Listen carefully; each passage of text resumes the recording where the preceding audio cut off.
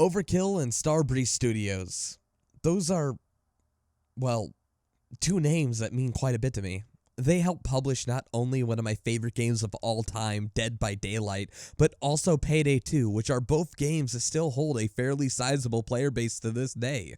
Overkill's The Walking Dead was slated to be the next big thing from the studio. It was another 4-player cooperative multiplayer game along the same lines of Payday 2, except this time with a fresh coat of zombie paint. Problems arose when the heads of Starbreeze Studios had their heads up their ass and started to throw their money around left and right. Payday 2 at the time sold 9 million units. Between that and the constant stream of DLC that I subsequently bought every single one of, Starbreeze had quite a bit of cash in its bank, which they quickly threw at the Valkyrie engine. It was an extremely hard engine to use and in the end needed to be scrapped. Starbreeze also invested a bunch of money into a bunch of different VR studios, which all flopped considering that, VR is still a new developing technology that only weird geeks like myself and other computer nerds who had way too much money to throw around. VR is still incredibly expensive and requires incredibly expensive hardware to run. So what does that mean? Well, considering the VR studios flopped and the Valkyrie engine ended up costing more than a boatload of cash, the publisher was hemorrhaging money. What does this translate to? Well, the team had roughly 1 year, and I did not misquote that, roughly 1 year to make a AAA multiplayer shooter from scratch on the Unreal Engine, which was an engine that nobody at the studio were familiar with. Despite this, the dev team threw everything that they had at the project voluntarily. Crunch and overtime hours racked up. Everyone knew that if this game did not become successful, they all could lose their jobs and their security. Eventually, when the game became playable, testers would show up and ultimately be afraid to give feedback, considering just how much was wrong with the product and also how much their jobs depended on this. That said, news outlets and influencers were far less apprehensive to discuss the problems with this game. In the end, when Overkill's The Walking Dead was released, not a single person at that studio thought it was going to end well. They knew this was a bad product. They had no choice but to release it when it was released because there was no money left. It was a devastating, emotionally trying time for everyone involved.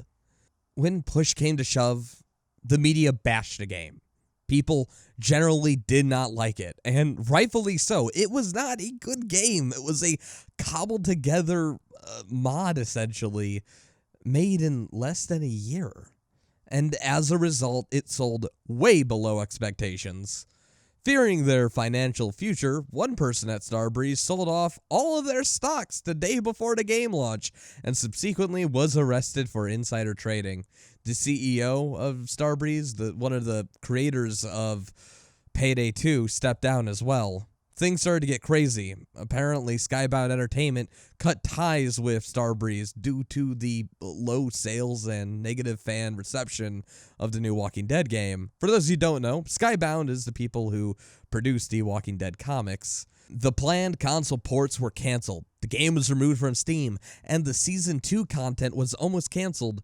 But Starbreeze managed to come to an agreement with Skybound Entertainment, which allowed for the promised Season 2 content to be released, which you can still get today if you happen to have already bought Overkill's The Walking Dead, which can no longer be bought.